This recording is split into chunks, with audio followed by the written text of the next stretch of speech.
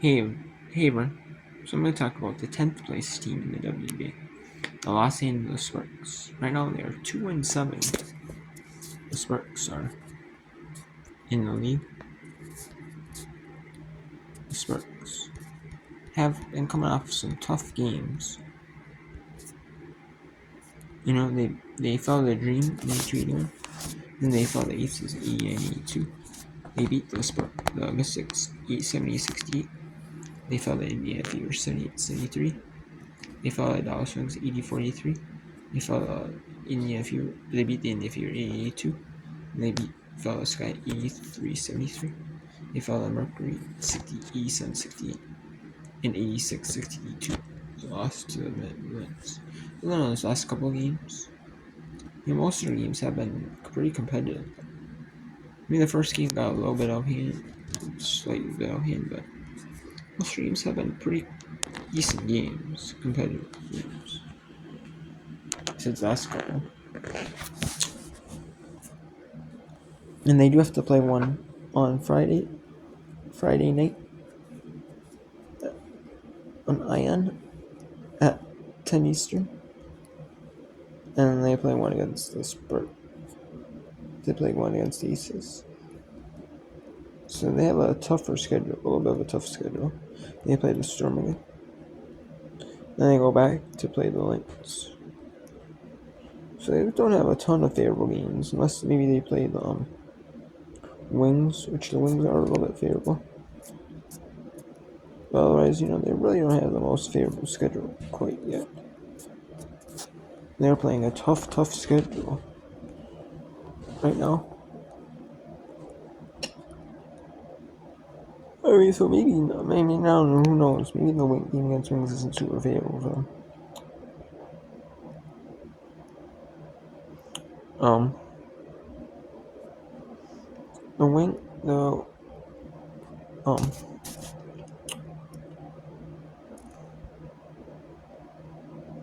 Let's talk about the Sparks. So Diarca Hamby is just as efficient. Is really efficient here. This is her second year playing with the Sparks. Last year she got traded from the Aces to the Sparks. Last year she did, and I still don't know why they traded her. Maybe it's because they got Alicia Clark as their They had Alicia Clark and Candace Parker, both. So maybe they traded one of them away. Maybe they traded Hamby away, or they traded her away for whatever. So that and then the Sparks signed her. So I don't know. I think the Sparks. They got she was a good fit with the Aces, though. She was. I just don't know why they didn't trade her. Why they traded her away or waived her, and then Sparks could sign her. I'm still confused. I don't. It's the only thing I could think of would be Alicia Clark, Candace Parker coming in. Then I think they could keep her as another player on their team, in place of maybe Kirsten Bell or I don't know, farther down maybe a little bit. I'm still confused. Get rid of Kirsten Bell or maybe Kayla George last year, or stuff like that. I'm still confused, but she's been really solid this season. She's been really solid on the offensive end and getting good number point 17 in last game. She's a pretty efficient shooter. She is like a volume shooter kind of, but she does get you the good points and does do a good job of offensive rebounding and defensive rebounding. Good, and gets a couple assists, couple steals. So she is a good defender. Good in the defensive end as well. And all around Hamby, I think Hamby's game is pretty solid all around. Ray Burrell, she didn't really play it much last season, if any. I really don't remember her playing though much.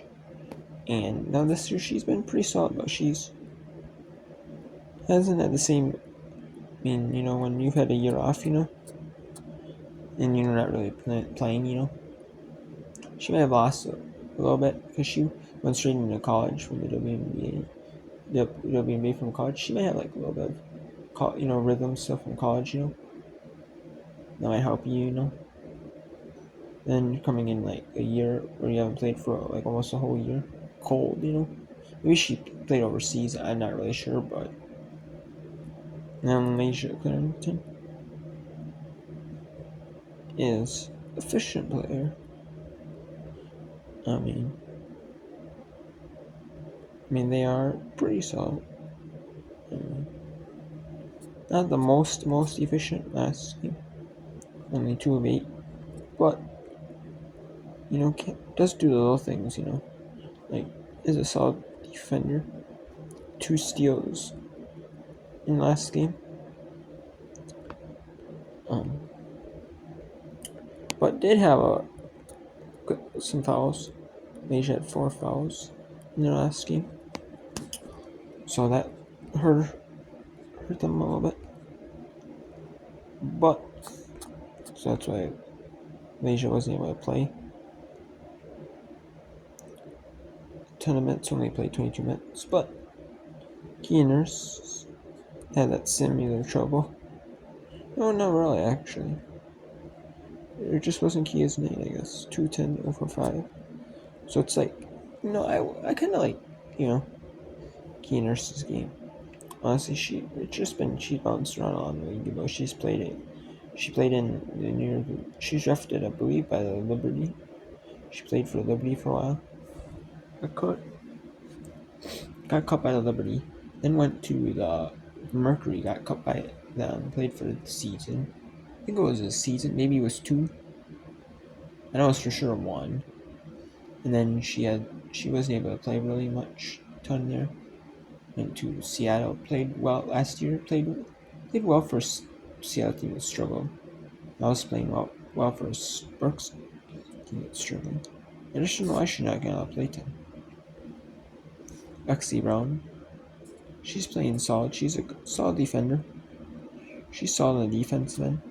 I think she's more like one of those players that you're not going to see on the stat sheet, but it's going to do like the little things to help the team win. We got Lero, and she's an international player, and she's like a tall, lanky guard. She does not are long lanky like guard or center or can be. I would say she's more like a center though. More like the tall center. I mean, she could be like a guard though. But I'd say she's more like a center. 6 rebounds, 6 points, 5 rebounds. Does not get a lot of playing time, but it'd be solid in her playtime. Steph Talbot. Not a lot of playing time. Not the most efficient player, but can just does whatever she needs for the team. Same with Ray McDonald. Kia Jackson has not got a lot of playing time lately, and I'm just kind of surprised that Rakia didn't get a lot of playing time. Only gets 14 minutes, but starting. Maybe she don't know, that maybe there's other players that prefer to come off the bench.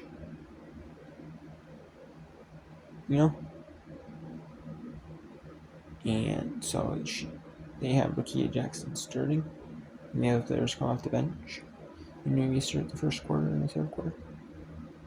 Maybe, and then they come in. Cameron Brent is a good player. I like Cameron Brent, but the only problem with Cameron Brent's game is that Cameron Brink gets in trouble with fouling. That is really what Cameron Brink's problem is. She needs to not foul, really. I mean, that's easier said than done, though. I mean, she's more used to like the college game in the way they call it in college. Her in college, which I mean, some of these refs do call like college basketball, like women's college basketball. Some of these refs do, as well as the WNBA. And then I mean, in WNBA you got a ton of different. So you got refs that might call like NBA G League, and then also call WNBA games. Or maybe you got refs that, and then you got refs that might call college basketball, and then and they also call the WNBA, and then you just got like a whole wide range of refs, the refs like we call them, that might call just WNBA only, refs that might do like Division I college basketball and the WNBA, and then you got refs that might call the G, might might do NBA G League, and it might also do the WNBA as well. So it's kind of all over the place, inconsistent with refs. I mean, maybe this was a ref that wasn't a college ref, because I think the fishing in college I think is better than the fishing in the WNBA. Right? I'm just gonna say it because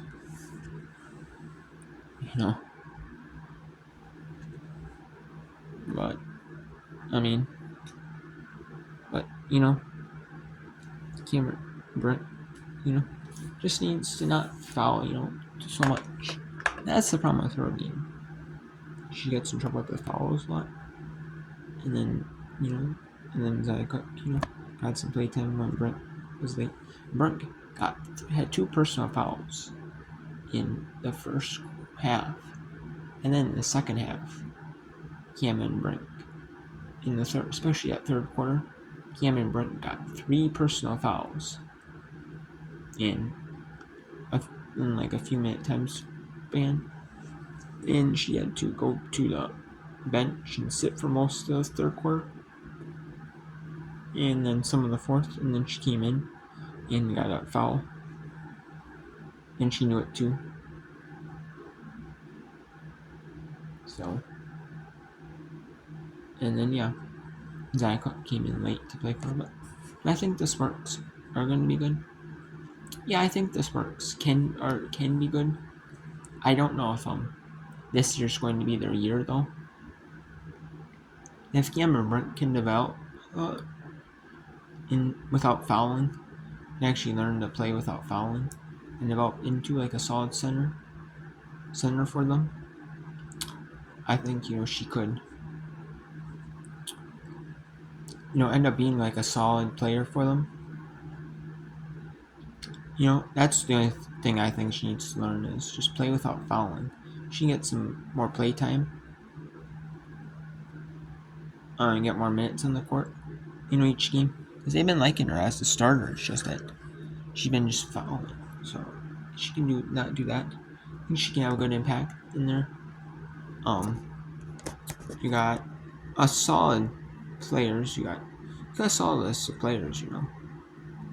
But you just can't rely on their game to do a lot of the work. On offense, you just can't. Like this, she's doing the most work on scoring and rebounding. She's doing both offense and defense. You can't. There's players that might be solid on the defensive end that are decent on the offensive end too, but their specialty is defense. Their specialty is offense. But then you got Lee Euro. She's solid. You still got all these solid players, but you You know, when you have kind of like foul trouble with some players, you bring in other players. It's kind of like you're not getting like consistent starting rotation or a consistent rotation of players. Like, hey, you're gonna play 20 minutes a game for every game, no matter what. Or you're gonna play 30 minutes or so many minutes a game. You can rely on you to play that many minutes. You can't remember. They hate. You could play your 20, 25, 30 minutes a game plus 20 to 30 minutes a game, say. But she's been a foul. She's been getting foul trouble, so we've had to play her less than. Today we had to. The game against Sparks. Yesterday she had to play 15 minutes and 43 seconds. So it's like, didn't she get in that 20-minute range, 25-minute range? And maybe pick up 6 fouls in, say, 20 minutes, or 6 fouls in 25 minutes. In less time can she pick up fouls, And she was doing that until they got her in the first half, she was, but in the second half, that's a hurt her, so. She just needs to learn how to pick up the quick fouls in quick succession. And I think she'll be okay. So. But I don't think it's a Spurs year this year. I think maybe next year they might be able to gel a little bit more. Next year I think they might be able to pick up where they left off. But next year is going to be kind of different. All these teams are going to look a little different next year because you have the new WNBA expansion team coming, the Golden State Valkyries next season. Coming in, their expansion draft is going to be like this, like in the fall, after the season ends, like winter, like December. It's going to happen. So you're going to have the expansion draft, and then you're going to have the regular draft, and they might have like the best odds. The Valkyries might have the best odds, number one pick. But I mean, I don't know about maybe next year. Maybe the Sparks, they might, just need to get more consistent, rotation in the court. Because they've been having a bunch of players play, like 20 minutes a game. Like 15 to 20 minutes, like 15. The only one that's really consistent is Hammy. So they've been trying out a bunch of different players, like 20, they brought up to 22.5 minutes, to all the way down to like 14 minutes with most 14 minutes of the Euro. Well, it's like they're having a bunch of different players play. Maybe they're doing it where they want a couple quick subs. A couple 2-3 minutes. You're subbing in for this player. You're subbing in out quickly, and you're coming in quickly for this player. So you're getting a couple minutes of playtime.